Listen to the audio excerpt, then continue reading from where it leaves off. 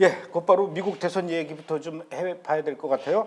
지난 5일에 실시된 미국 대선, 그야말로 전 세계의 이목을 초집중시켰는데 결과적으로는 공화당의 도널드 트럼프 후보가 4년을 건너뛰어서 이번에 또다시 대통령이 됐습니다. 4년 전에는 미국의 그 유대계 유권자들이 민주당을 많이 찍었어요. 그런데 이번에 이렇게 트럼프가 대통령이 된 걸로 보아 이번에는 미국의 그 유대계 유권자들이 트럼프, 이 공화당을 많이 선택을 했다라는 건가요? 예, 그 사진을 이렇게 보시면 아시겠지만요. 그 유대계 표심이 어떻게 이제 변화했냐면 폭스 AP 통신 투표 성향 분석에 따르면요. 뉴욕이 유대인들이 가장 많이 사는 지역이죠. 45%, 플로리다주가 43%, 아리조나주가 37%, 나바다주가 42%거든요. 통상적으로 유대계는 8대2로 민주당이 우세입니다. 근데 역대 최대 유대계 지지층을 받았는데요, 트럼프가.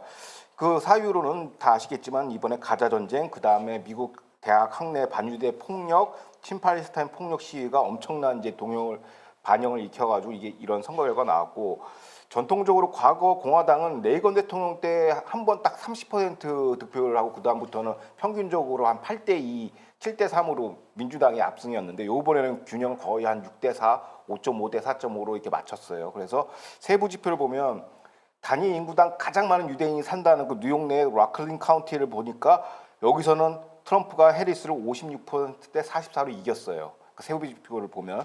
그래서 이번 선거 총평은 결국 하자면 이제 왜 트럼프 승리 당선의 그 1등 공신은 결국 전쟁, 그다음에 살인적인 인플레이션, 그다음에 극좌 LGBTQ 사회문화 정책 등이 이제 트럼프 압승 1등 공신이다. 사실상 1등 공신 민주당이라는 거예요. 민주당이 트럼프를 만들어준 것이죠. 그래서 고로 민주당의 극좌 스윙이 민주당 중앙파가 대부분 이제 트럼프 빅텐트로 들어와가지고 이번 압도적인 승리를 이제 만들어낸 것이죠. 제가 그 한 2달 전인가 그 미국의 샌프란시스코를 갔더니 거기 아주 유명한 백화점이 폐업을 한다 그러더라고요. 왜 그렇습니까? 했더니 하도 장사도 안 되고 워낙 이 폭동이 많이 일어나가지고 장사가 안 된대요. 네. 아무리 미국이라도 이 LGBTQ가 지금 번창하는 거에 대해서는 다들 걱정들을 하고 있는 것 같습니다.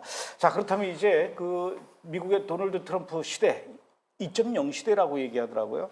제일 궁금한 것이 과거에 오바마 전 대통령 시절에 이란과의 관계인데 이란하고 미국하고 이 핵 협상을 했었단 말입니다. 그러다가 다시 도널드 트럼프 대통령이 들어서면서 이게 뭔 개소리야 그러면서 그 핵 협상을 무효화시켰고, 그러다가 다시 또 조 바이든 대통령이 들어서면서 왜 다시 이거를 무효시켜서 다시 합시다 해가지고 이란하고 미국하고 다시 핵 협상 다시 원 상태로 돌려놓으려고 막 그러다가 아직 결론은 나지 않은 상태였는데, 그렇다면 이제 또다시 이렇게 도널드 트럼프가 대통령이 되게 되면 앞으로 미국과 이란과의 관계 어떻게 되는 겁니까? 지금쯤 아마 이란이 공포에 질려 있지 않을까요?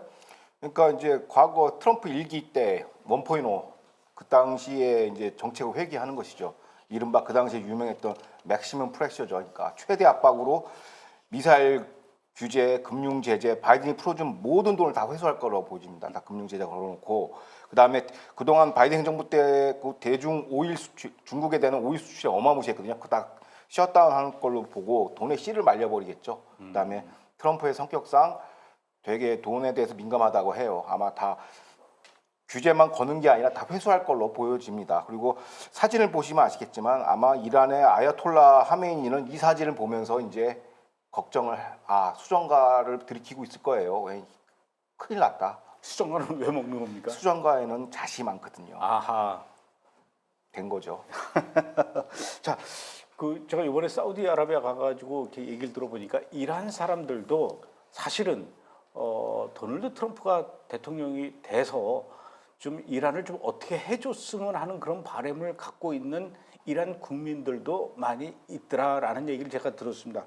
아, 그렇군요라고 이제 제가 대답을 했는데, 자, 그리고 이번에 이제 트럼프 이전 대통령 시절에 트럼프가 예전에 조 바이든 이전에 대통령 시절에 예루살렘을 이스라엘의 수도로 인정하면서 텔아비브에 있던 미국 대사관을 예루살렘으로 이전해 오기도 하고, 또 골란 고원도 역시 여기는 분명히 이스라엘의 영토다 이렇게 인정도 해주고 심지어는 도널드 트럼프가 대통령이 된 이후에 이스라엘의 예루살렘에 가서 통곡예배 가가지고 머리에다 키파 쓰고 기도까지 하는 소위 말해서 친이스라엘파란 말입니다. 앞으로 그러면 미국과 이스라엘 어떻게 관계가 이어질까요? 장밋빛을 기대해도 되는 겁니까? 그렇죠. 일단 트럼프가 이제 공개 비공개적으로 네트냐후 총리한테 한 얘기가 있어요. 트럼프가 1월 달 1월 20일에 취임하는데 1월 취임 이전까지 수당 방법 가리지 말고 모든 걸 다 동원해서 칠면 전쟁을 정리하라 얘기했어요. 그러니까 사실 네트냐후 총리가 이 전쟁의 템포를 올리기 시작한 게 이제 삐삐 공작이거든요. 이때가 바로 무슨 일이 있었냐면 이제 트럼프랑 그 바이든과 토론이 있으면서 바이든이 어떻게 누락되고 트럼프랑 대화를 통해서 이제 그때부터 이제 피치를 올리기 시작했는데 이미 그때 언지를 받은 거예요. 수단 방법 가리지 말고 1월 전까지 다 해치워라. 그러니까 이 안건이 못 올라가게 만들어라는 거죠. 가자지구 다 평정하라는 것이죠. 그래서 이제 이게 트럼프 바이든 대선 토론 이후의 일관적인 메시지였습니다. 트럼프 진영에서. 그러면 이제 사람들이 이제 기대하는 게 이국가 해법 정책은 어떻게 되는 거냐. 근데 트럼프 행정부의 신의처 정책이 이제 아브라함 협정을 통해서 이제 초강경 사우디 국회 정사가 이제 신속하게 이루어질 것이고, 그러면 이거에 걸림돌이라고 하는 이국가 해법 팔레스타인은 어떻게 문제 처리할 것이냐라고 한다면 이걸 엿볼 수 있는 게 지난 1기 트럼프 행정부 당시에 그 프리드먼 대사의 발언을 인용하면 이렇게 얘기합니다. 그 사람이 이제 중동 정책의 브레인이 되는 거예요. 트럼프 행정부가 이제 2기가 출범하면 그 사람 발언이 이렇습니다. 팔레스타인 주민에게 영주권을 주고 그 다음에 선거권, 피선권을 제한하라. 그리고 살긴 해주겠지만 선거는 하지 말라는 거죠. 그러니까 지난번에 과거에 한번 말씀드렸지만은 그 미국 영령이 하나 있거든요. 푸에르토리코라고. 여기는 지방선거만 하고 연방선거에 참여 안 해요. 근데 미국의 헌법의 보호를 받고 있죠. 그런 식으로 팔레스타인 문제를 해결하라는 거예요. 즉 이국가 해법은 없다란 사실상 폐기라고 보시는 게 맞고, 그 다음에 이제 현재 이스라엘이 뭐 미국 바이든 행정부한테만 이렇게 족쇄를 당한 게 아니라 국제사회, UN, ICC 등 반유대적인 흐름이 있지 않습니까? 조치들 이거를 다 아마 폐기할 걸로 보여집니다. 특히 미 국무부가 서한 지구에 있는 유대인에 대한 그 제재 그것도 다 철폐가 될 것이고 뭐 등등 여러 가지가 있죠. 그동안 켜켜이 쌓아놨던 이제 반유대 정책들, 특히 서한 지구를 갖다가 이제 완벽하게 이제 팔레스타인에 주는 결의안을 이제 할 거라고 바이든 행정부는 예고를 했는데 이거는 이제 무야로 돌아가는 것이죠. 그래서 벤그리브가 최근에 오늘인데 그 국회 포디움에서 이런 얘기를 했어요. 크네세트 포디움에서 이제는 서한 지구를 완전히 사수하자, 일국가 체제로 가자라고 그 선언을 지금 하고 있어요. 이걸 미국과 협상을 해야 된다라고 얘기를 하고 있습니다. 그만큼 이제 자신감을 보이는 것이죠. 아, 그럼 이제 이국가 해법 얘기는 더 이상 앞으로 이 트럼프 시대에는 나올 수가 없겠네요. 없죠. 조 바이든 행정부에서는 계속 밀어붙였는데 이제는 끝이죠. 이국가 해법 이제 말도 못 꺼냅니다. 근데 이제 그 이스라엘이 지금 가자 지구뿐만 아니라 지금 레바논과 시리아를 향해서 계속 전쟁을 하고 있는데 그 여러 가지 그 무기를 미국으로부터 지원을 받았어야 되는데 지금 미국 조 바이든 행정부에서는 뭐 제이담이든 뭐든 지금 이스라엘로 저 아파치 헬기도 그렇고 보내는 거를 계속 막고 있는데 어떻습니까? 그렇게 되면 트럼프 시대가 되면 모든 게 그게 다 이제 해제가 될까요? 그렇죠. 왜냐하면은 지금 제가 기대하는 건 뉴스를 좀 지켜봐야겠지만 지금 인수위 기간이잖아. 사실상 이 기간에 이제 무기가 갈 거냐 말 거냐 그게 하나의 관전 포인트고, 두 번째 취임 이후는 당연히 무기가 지원될 거고 새로운 이제 안보 협약을 맺을 것 같습니다. 근데 지금 트럼프는 1월 이전에 다 끝내라라고 했으니까 그 전에 무기가 갈 수도 있겠네요. 그러면. 그렇죠. 그걸 기대하고 있고, 그렇지 않다면 뭐 또 사후에라도 무기를 받아서 처리를 해야 그러면 되니까. 무기를 받게 되면은 이스라엘이 이란을 향해서도 공격할 수 있을까요? 뭐 핵시설이라든가 아니면 정유시설. 저는 트럼프가 이스라엘 네트냐후 총리한테 170표를 위임했다고 보여집니다. 오호, 이런. 알아서 해라 이거죠.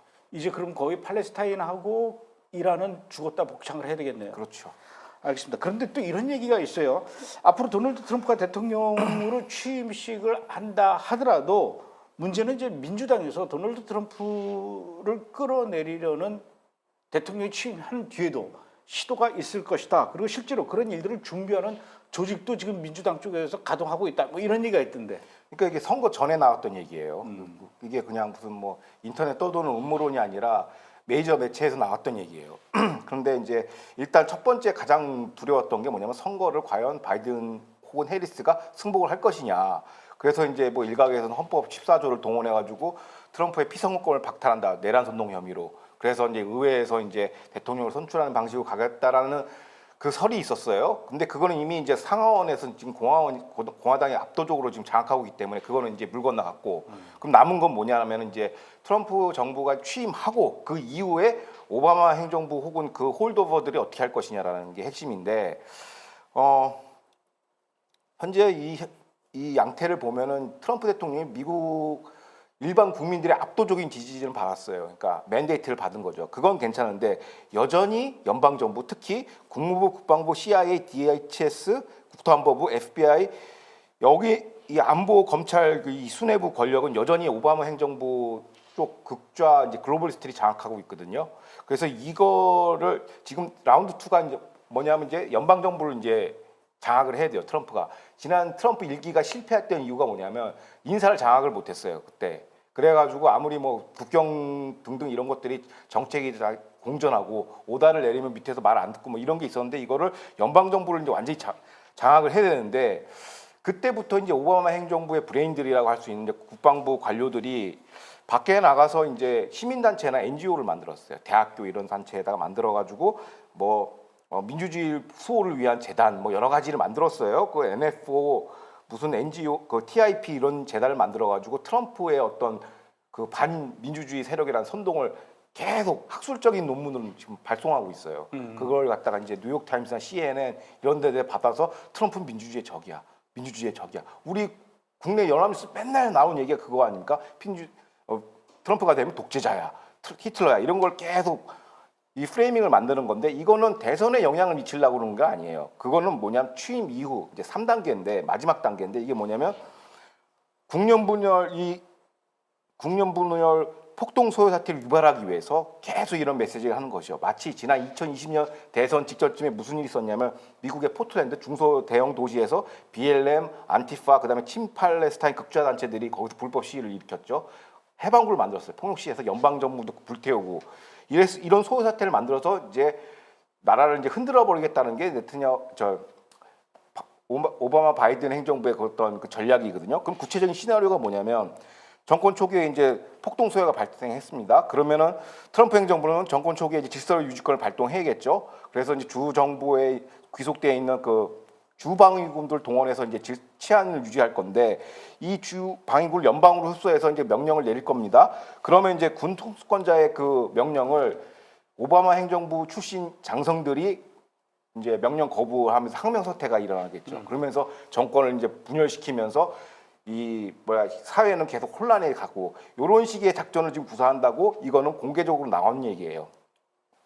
NYT에서 나오고 애틀랜틱이라는 잡지에서 나오고 실제로 일기 트럼프 행정부 시절에 그 비서실장이 지난 그 해병대 장성 출신의 그 켈리 비서실장이 이런 얘기를 했어요. 트럼프는 히틀러에 가까운 인물이다.